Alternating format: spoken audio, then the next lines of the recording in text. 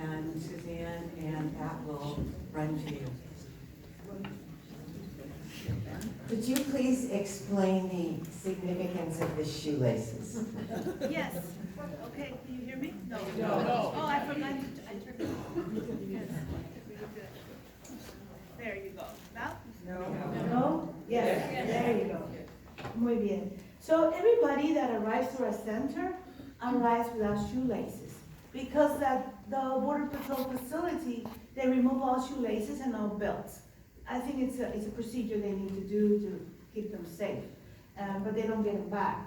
So when they arrive to our center, nobody has shoelaces. And kids are falling and tripping over because their shoes don't have any shoelaces. So shoelaces are important. And also now we discovered they have another thing they use the shoelaces with. Because we give them a travel blanket while they're there, and they take it with them, they roll it up, they put a shoelace and hang it on right here as well. So now he has double. So yes. Thank you for the shoelaces. Are all of the children that are unaccompanied minors, have they been separated from their parents? Or do children, some just come across the border and without their parents? Unaccompanied minors come with somebody. They don't necessarily come with mom and dad. They may come with an older brother, a grandma, aunt, or somebody. And so because they don't come with their immediate mom or dad, they're separated and classified as unaccompanied. Wow.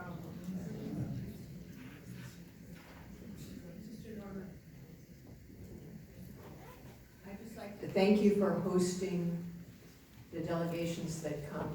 I know it's a lot of hassle to host people like this, but you have no idea of the impact. Last weekend I was at a mass where Representative Shu Yes. from Congress was present, and she was asked to speak after the service, after the mass. She spoke for almost an hour and had everybody completely attentive. And she spoke about the work you are doing, and she spoke as a mother who could barely get the words out. She was so distressed and seeing firsthand the situation you described. So the work you're doing has ripple effects in so many places, and I'm sure you have days when you're plenty discouraged. Just wanted to Thank you for encourage sharing you. that. Thank you. I do encourage everyone and anyone to come and see. I think they need to see and to experience and see the faces of the children and the moms. And it is when that part of you, who you are as a human being, is rescued, you know, if you've lost it. Because you get in touch with that part that makes you a mother, you know, and can understand, you know, when you see a mother with their kids and how important it is that they have the right to visit that any human being deserves. Thank you for sharing that. Hi, I have a question. It has to do with the children again. I hear on the news once in a while, and it concerns me how it happens. It's the intentional,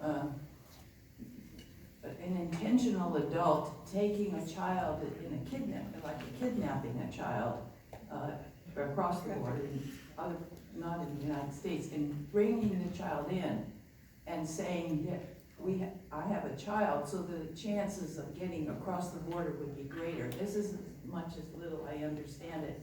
Do you understand what I'm trying to ask? Yes, of Okay, course. thank you. What happens is that because they have, of course, anyone that wants to come to the United States will take advantage of the fact that if you come with a child, then you're not put in detention, or you are given permission to continue that process somewhere else in the United States. So others get a hold of that information and say, well, I just get a kid and I can go through. So there are those that take advantage of the system and do that. So the United States has done different things to try to correct that.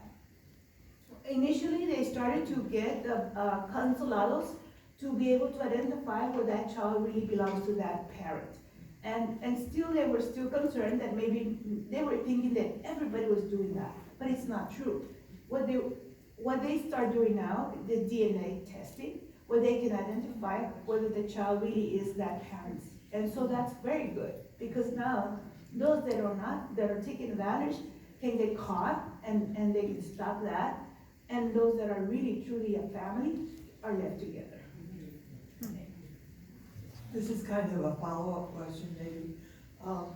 What is can you share with us what the incidence or prevalence of trafficking is in this situation?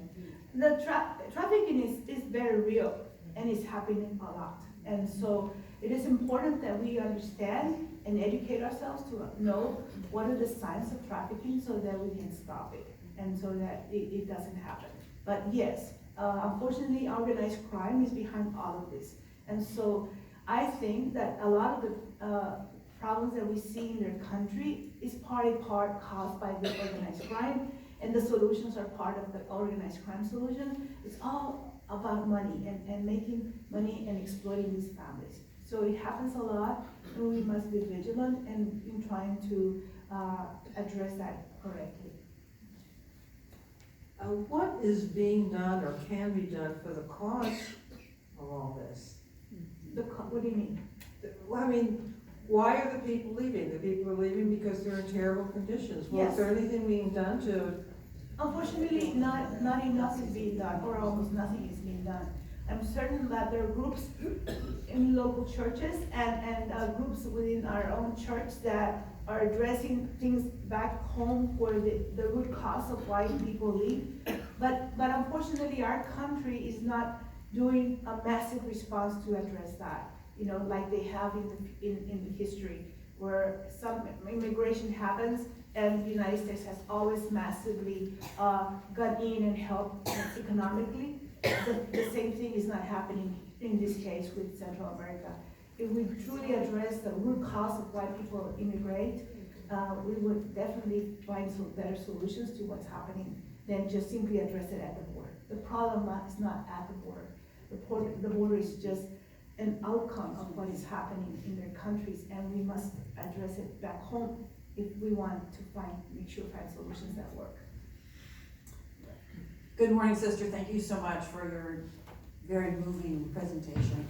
We have a wonderful high school that is just up the hill here, and we are going to just start in about a week and a half. And so my question is what is it that you really need that we could collect up there? And what would be the best way of transporting the items to your center? There are several things that you can do. Most definitely you can come down and volunteer, okay? And that helps a lot because people get tired and the more we have volunteers, the better. And in summer we're blessed with so many groups coming from everywhere. And so that is definitely a very big help. But other than that, any items like hygiene items, shoelaces, or small little toys for children, because we like to give a little toy, small one, that we guess that the children are leaving our center, we can give them a little Hot Wheels or a little stuffed animal or something like that. That is so helpful, One of the things that happen a lot, and why we have teams of people coming down to help, is that the teams like to play with the kids, create activities. And it's so healing, A lot of times people ask me, well, how come they're being so traumatized? Why don't you have psychologists and people here helping these kids? And honestly, if you have just one day with the people, there's no way you can do any kind of therapy with anybody, and more than anything, you probably hurt the family or the person. But just the fact that we have a welcoming, embracing group of volunteers, caring, and showing them an opportunity for them to be children and play, it's so healing to see that, and the transformation begins to happen. So as far as what you can send, any item, either just focus on one item and just send the loss of that item, that would be very helpful. You can either bulk it or send it any way you want, whether it's through a box or you can just send the money, and we can definitely get some of that stuff over there too. Norma, thank you. I join all of us who thank you for being here and talking with us. From your perspective, what is the situation in El Paso, at the Arizona border, and at the California border? I know where you're focused, and I'm not sure you have a sense of the others, but I would love your perspective. We all come together on and off. There's a group that brings us together, all the different responses that are happening along the border. We've met in San Diego, we've met in the Rio Grande Valley, and we basically stay connected so that we can share best practices and things that come up and how we can best respond to what's happening. And so I think that we all do pretty much about the same thing, the same response, and some in greater numbers than others. We, particularly the Rio Grande Valley sector is the one that has been the most active because there's more people entering through that point of entry. And so our numbers have been the highest more than anybody else. But pretty much everybody, whether it's San Diego, California, or Arizona, or El Paso, or the Rio Grande Valley, we're all trying to do our best to respond as best we can. Thank you. That.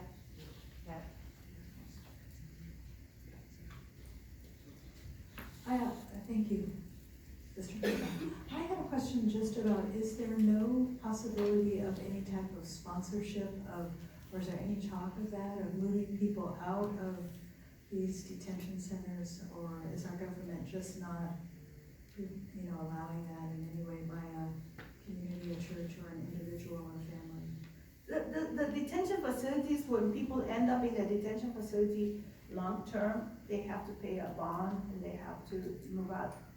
Most of them, if not all of them, have somebody they're going to. It's just they don't have the money or the means to get out of there. But the country is trying very hard to not keep anybody in detention, but rather that they don't even cross into the United States. So they're working very closely with Mexico, the country, and making sure that they do their part in deporting people back to their country. And also in those that do end up coming to our border, sending them back to Mexico and wait there. And so there is really no need for sponsorship. There might be in some cases, those families that we identify that are released, that do not have a sponsor, do not have anywhere to go. There is a home shelter run by some sisters there, La Posada, and they will take, it's a small house and they handle between 50 and 100 people at a time. Right now the numbers are very low, but that's where we send somebody that does not have a sponsor. And they then turn around and find sponsors for them. Norma, as I look at the news here, and I know that it's probably not pure, but I see, and I would go away, I would turn it off and go away thinking that all law enforcement are really ogres, are very, very mean, are not with compassion. And I'm wondering if that's really true I for all. disagree with that 100%. I think that I have a very good relationship with Border Patrol and ICE. Since day one, they came at the table, we sat together and we worked together. They are good men and women, and the leaders as well. They're trying to do their best, to do their job. It is their responsibility to keep our borders safe, to know who enters our country. And they go out of their way many times when you see them praying with the family, giving them water, rescuing them from the river. They risk their lives in many ways to help the families. There are those, however, as we see on the news, that are terrible and that have done ugly things and that hurt the families and that mistreat them. But overall, I would say that's not true. I think that it's unfortunate when you hear something you think everybody's the same, but it's not true. I think we have to hold them accountable. We have to make sure that our laws protect the families and that those people that are acting wrong are held accountable to their actions. Sister Norma, I'm wondering about, now that there's this stay in Mexico place, is there any efforts to work across the border? Yes. I know there's some Catholic institutions at the Tijuana border. Yes. And I'm wondering if There is, and that's good. And I think that because people are staying in Mexico, now they need our help. And so I've seen great initiatives already happening in Arizona, in California. I've visited the ones in California, and I know in Arizona is Kino Initiatives, that's by Jesuits, and in El Paso, Bishop Saiz has already started an effort to help the people in Juarez. we ourselves are working with the Diocese of Matamoros to make sure, I met with the priest overseeing the Casa Migrantes, where we are gonna share a lot of the donations that we have, because we have hundreds of them. I said, you come and take what you need. And so they worry about taking it over because it's quite a hassle to cross them over. But we're working with them and making sure that they get the help that we can give them. But yes, it's important. I'm also organizing a team of lawyers that can also help me with some of the families that are stuck in Mexico to help represent them and guide them as to how to get back to the United States. So there's an effort there. Yes. This might be more of a comment, but I'd like your response too. I think that we have, as a country, have supported bad governments in all the countries for more than 100 years. And to talk about giving money, like Biden will talk about giving money. If we give money to corrupt governments and to police and to military, we are improving the worst we can improve. So I think we have a tremendous responsibility to do something to change the way we relate to those countries. And because we are, I don't know what percent cause we are, but we're a big reason why people have to leave. We're big reasons why there are gangs in those areas too. So I think we have to take that responsibility, and I know that Jane Stoken has gotten people to go, it's about every year, every 2 years, groups to go down to Honduras, to go down to El Salvador, to see the situation, to see where it is. I think that's really, really important. And I know that people in this room write to Congress people and write and say they don't like what's been done. They don't agree with it. But I think that that's what, we have to do both. We have to continue to move Congress to do what's right in those countries and not give money when it's not going to be used correctly. How we do, I don't know. We're creative people, we can figure it out. Yes, We have to take care of the I think root that causes. some initiatives have started already in the previous administration, and they're working great. Unfortunately, this administration is cutting back those funds. And if you do it responsibly, and I know, for example, I visited those countries with a delegation from here, and they had USAID, is an organization from the United States, who is doing extraordinary work there in those countries, helping, making sure that those communities get transformed and we can eradicate the gangs and things like that. But you don't agree. I saw them myself. I spoke with leaders of the community in El Salvador, and I saw the changes that is happening there with the help of US funds.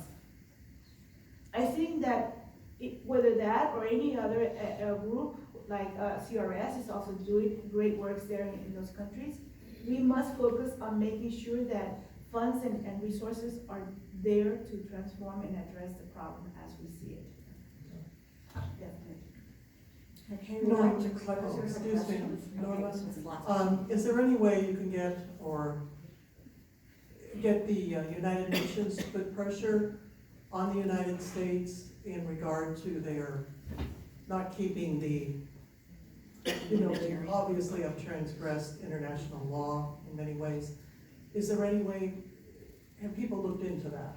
I think they have. I think United Nations is doing their job to try to make sure that this government responds to all the things that are happening correctly, and but it's unfortunately the head of this government that is not allowing anything to be respected, right?